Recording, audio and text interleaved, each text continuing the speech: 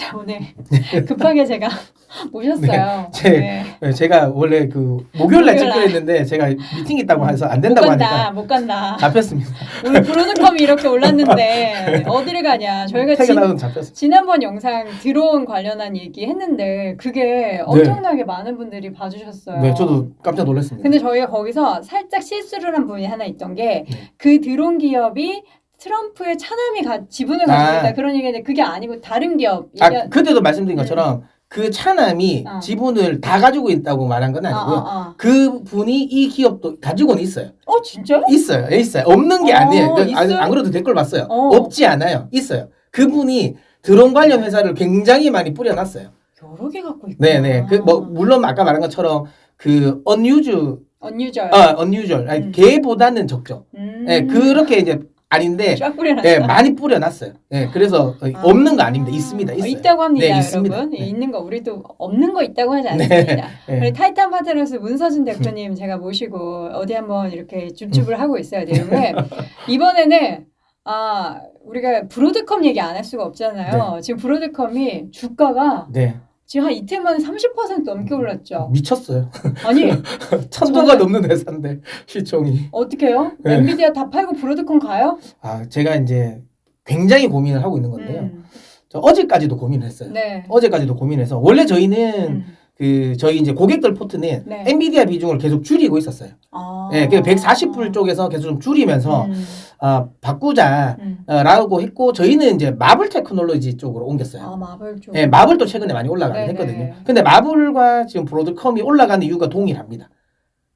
그러니까 지금까지는 맞춤형으로. 네, 맞춤형으로. 그러니까 우리가 흔히 말하는 그 에이직 반도체라고 하잖아요. 근데 이게 예전에는 우리가 흔히 이제 엔비디아의 대항마가 그 분명히 AMD라고 생각. 그렇죠. 2등이니까. 맞죠. 네, 그럴 줄 알았는데. AMD 완전 밀렸어. 네, 그러니까 이제 뭐 신경도 안 씁니다. 그러면서 오히려 엔비디아의 대항마가 지금 브로드컴이랑 마벨이 됐잖아요. 제 개인적인 생각에는 이런 분위기 기조는 이어질 가능성이 높아 보입니다. 왜냐하면, 그러니까 지금 이제는 그런 거 있죠. 물론 그 엔비디아의 GPU를 사서 돈이 되긴 해요. 근데 이제 점점 가격은 더 비싸지니까 이제 조금씩 이제 하이퍼스케일러들 입장에서는 야 이거 마진 생각해야 된다는 거는 분명히 있어요. 물론 그렇다고 해서 투자를 안 하진 않을 겁니다. 분명히 그렇다고 해서 엔비디아가 뭐 여기서 그럼 추세가 꺾였다 이건 아닌데 상승 탄력은 둔화될 가능성. 제가 이거 지난번 영상에서도 말씀드렸 좀 둔화될 수도 있을 것 같다. 예, 성장률이 좀 둔화되니까 그래서 이제 전략을 바꿔서 루빈을 막 빨리 막 내놓는다 했잖아요. 이게 묵혀서 좀 똥될까봐 그래서 막 나오는데 조금 더 급해질 것 같아요.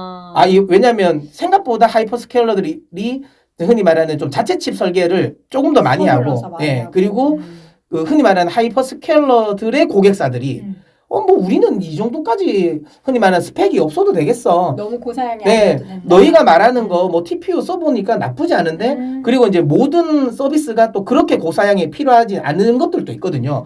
그러면 일부의 흔히 말하는 서버 같은 것들은 뭐 요쪽의 거를 써도 되겠다라고 해서 생각보다 많이 움직였어요. 그러면서 최근 들어서 뭐 애저라든지 그다음에 AWS라든지 그다음에 구글 클라우드 같은 것들의 마진율이 많이 올라간 게 자체 칩 설계 그러니까 자체 칩 비중이 그러니까 고객들이 자체 설계 칩을 활용한 그 서버를 많이 이용한 거거든요. 그러면서 마진이 높아진 거예요. 돈 되는 걸 받잖아요. 망설일 이유가 없죠. 그러니까 지금까지는 고민을 했던 거예요. 야, 내가 만약에 엔비디아 칩을 우리가 안 투자했을 때 야, 고객사들 우리 서비스 안 받으면 어떡하지? 근데 트라이 해봤더니 되는 거예요. 그러니까 야 그러면 조금 더 공격적으로 가도 되겠네라는 생각을 해서 대규모로 지금 브로드컴이랑 마블에게 엄청나게 많은 물량을 밀어주고 있잖아요.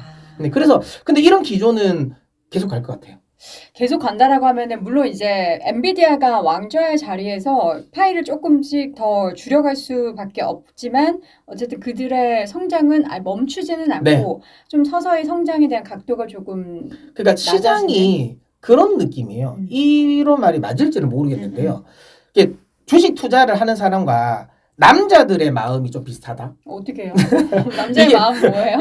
그러니까 이거 제 생각은 저는 아니에요. 저는 그런 마음이 없는데 사람들이 이야기하는 거. 그러니까 남자들의 이상형은 처음 본 여자라고 하잖아요. 그러니까 주식 투자자들도 그러니까 낡은 거 싫어해. 뭔가 새로운 게 나오면 그걸 좋아하는 거예요. 엔비디아가 약간 본처 느낌인 그렇죠. 거예요. 조강지처 느낌이 된 거예요. 그러니까 AI의 조강지처. 그래서 조강지처는 못 버리는 거죠. 그러니까 안 꺾일 거가 이거 중요한 거. 제 생각은 아닙니다. 제 생각은 아니고. 우리 문 대표님은 정말 우리 와이프를 사랑하시고 온니 원이고 그렇지만 절대로 우리 투자할 때는 한 종목만 살 수는 없잖아요. 엔비디아 비중도 있대. 네. 그러나 뭐 마벨이라든지 아니면은 브로드컴 같은 기업도 이제 조금씩 눈길을 줘야 한다. 그러니까 지금 시기가 그런 것 같아요. 그러니까 지금 엔비디아 어떻게 수습하지? 그래서 엔비디아의 그 시총도 너무 높아지긴 했잖아요. 그리고 성장성 이야기도 계속 나오고 있었던 상황이었어요. 그런데 누군가의 대안은 없었어. 맞아요. 뭐 그런다고 엔비디아 팔아가지고 뭘 하겠어? 했는데 대안이 나와준 거예요. 원래 대안은 인텔과 AMD인 줄 알았죠. 막상 정작. 근데 인텔이랑 그 다음에 AMD의 성장이 너무 더딘 거예요. 야 이거는 엔비디아 경쟁 상대도 안 되겠다라고 해서 그러면 그냥 엔비디아 가지고 있지. 그런 상황에서 생각보다 이거 수익률이 좀 이제는 좀 별론데 라는 생각하는 와중에 브로드컴과 마벨이라는 대체 투자를 할 수 있는 종목들이 나온 거죠. 근데요 실제로 그 브로드컴 같은 경우에는 2027년부터 제대로 된 실적이 찍힌다고 하는데 지금 너무 빨리 선반영되는 거 아니에요? 우리가 항상 말하는 그 킹 반영이죠. 진짜 킹받네 킹반영. 킹 반영이죠. 그러니까 저는 이 흐름이 아까 계속 말씀드린 것처럼 뭐 지금의 이런 급등세가 계속 이어질 수는 없다. 하지만 한 1분기, 한 분기 정도의 흐름은 좀 각도가 가파른 각도가 한 번은 나올 것 같다라는 생각입니다. 그게 제 생각은 다음 실적 발표 때까지. 그게 딱 한 분기 정도 남았잖아요. 그 한 분기까지는 마벨도 그렇고 그다음 브로드컴도 그렇고 지금은 브로드컴을 많은 분들이 관심을 가지지만 마벨도 관심 가지셔야 돼요. 같은 맥락이거든요. 그래서 이 두 회사가 그 상승 각도가 될 것 같다. 뭐 근데 이런 말씀 드리면 그때도 보니까 그 크라토스 이야기할 때 지금 사면 뭐 물릴 것 같다고 하시더라고. 올해 20몇 %밖에 안 올랐는데 무슨 200% 오른 종목도 사시면서 애플만 사셨나 봐요. 애플 같은 거. 그래서 아무튼 근데 미국 주식 해보셔도 아시겠지만 달리는 말이 더 달려요. 네, 이렇게 올랐는데 갈까라고 하는 게 더 가잖아요. 맞아요. 사실 저는 테슬라가 지금 400불 넘은 것도 좀 정말 와 이게 갈까라고 생각했거든요. 근데 지금 보면 500불도 갈 것 같잖아요. 네, 그래서 되게 515불 지금 50에 나왔잖아요. 그러니까 뭐 바로 금방 갈 것 같아요. 예. 그러니까 미국 주식은 어쨌든 한 번 흐름이 나오면 계속 타는 게 맞은 것 같고요. 그런 관점에서 본다면 오히려 브로드컴이나 마벨 같은 경우는 지금 주가 보면 정말 못 살 것 같은 주가는 맞아요. 야 이게 진짜 시총이 막 1000조가 넘고 그러니까 지금 한 1600조 정도 안 되나요? 그 정도 되고 마벨 같은 경우도 지금 한 160조 정도 되는 회사거든요. 이런 회사가 이렇게 상승 각도가 클까 하면 두렵긴 한데요. 네. 시대적인 트렌드라는 거죠. 그리고 아까도 계속 말씀드리지만 이제 하이퍼스케일러들 입장에서는 물론 그렇다고 해서 엔비디아 GPU 칩 투자를 멈추지 않을 겁니다. 계속 할 건데 계속 말씀드린 것처럼 자체칩 설계 비중을 조금씩 계속 늘려나간다라는 거고 그 비중이 제가 보기에는 굉장히 괜찮다. 이들 회사에게는. 그리고 이걸 제대로 할 수 있는 회사가 또 이 두 회사밖에 없어요. 경쟁사들이 또 없다라는 것도 또 괜찮은 시장이라고 보시면 됩니다. 그러면은 어쨌든 그 파일을 지금 두 회사가 나눠 먹을 거라고 생각하시는 거예요? 뭐 아무래도 브로드컴이 거의 많은 부분을 차지하고 그 다음에 이제 뭐 마벨이 거기서 흘러나오는 걸 마벨이 좀 가져가지 않을까? 그리고 마벨을 먼저 투자하셨다면서요? 마벨을 먼저 투자. 브로드컴이 저렇게 받을 줄 몰랐어요. 애플 걸 저렇게 받아올 줄 몰랐어요. 아니 근데 또 여기서 또 다른 정말 수혜주가 하나 전 떠오르는 게 결국에는 TSMC가 브로드컴 수주 받아서도 하고 엔비디아 수주 받아서도 하고 하니까 TSMC 투자하는 건 어떻게 생각하세요? 그것도 괜찮은 전략인 거라고 생각은 합니다. 다만 이제 TSMC도 약간 조강지처 느낌이 있습니다.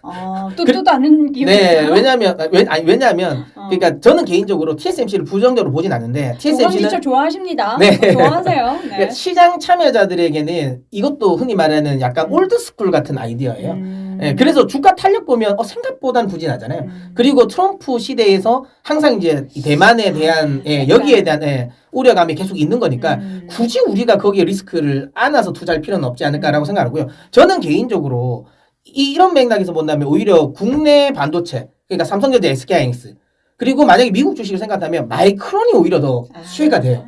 왜냐하면 어디까지 왜냐하면 마이크론이 오히려 왜냐하면 지금까지는 HBM이 레거시가 안 좋은 거는 다, 아니, 이 반도체 업황이 메모리 반도체가 레거시가 안 좋은 건 다 알아요. 근데 HBM은 잘 되는 건 안다. 근데 최근 들어서는 야 그렇게 해서 삼성도 이제 뛰어들고 하면 이제 HBM 쪽도 이게 떨어지는 거 아니냐라는 거거든요. 네. 그리고 이제 엔비디아의 또 성장도 한계가 있지 않냐 이런 부분인데 계속 말씀드려요. 지금까지는 그러면 결국은 HBM인데 HBM은 지금 현재는 원툴이에요. 엔비디아 원툴. 뭐 AMD에도 납품한다 하지만 사실은 큰 의미가 없고 결국은 HBM을 납품할 수 있는 의미 있는 수요처는 이 엔비디아 원툴이었는데 이제는 지금 마벨이라든지 브로드컴이라는 회사가 생긴 거예요. 물론 그걸 예전에 흔히 말하는 구글이나 이런 데 납품을 하긴 했지만 적극성이 없었잖아요. 아까 말씀드린 것처럼. 근데 지금 이제 이런 구글이나 그다음에 이런 뭐 아마존이라든지 이런 회사들이 이제 좀 적극성을 띠고 자체 칩 설계를 한다라는 거고 거기에는 HBM이 무조건 들어갑니다. 왜냐하면 마이크로소프트가 호기롭게 우리는 HBM 안 쓸 거야라고 해서 난 자체 칩을 냈거든요. 그 마이아 100이. 근데 망했어요. 그래서 200에는 HBM 쓰겠다 그랬거든요. 네. 네, 그래서 사람들은 이유가 있잖아요. 왜 사람들이 다 쓰는 데는 다 쓰는 이유가 있는 거예요. 비싸도 쓰는 이유가 있는 거죠. 그러다 보니까 이제 흔히 말하는 이런 자체칩, TPU 같은 경우도 생각보다 스펙이 높아질 가능성이 높다라는 거.